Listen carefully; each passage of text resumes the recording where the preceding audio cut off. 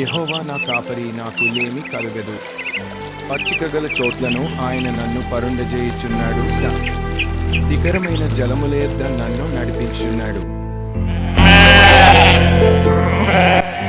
నా ప్రాణమునకు ఆయన సెలదిచ్చుచున్నాడు. తన నామమును బట్టి నీతి మార్గములలో నన్ను నడిపించుచున్నాడు.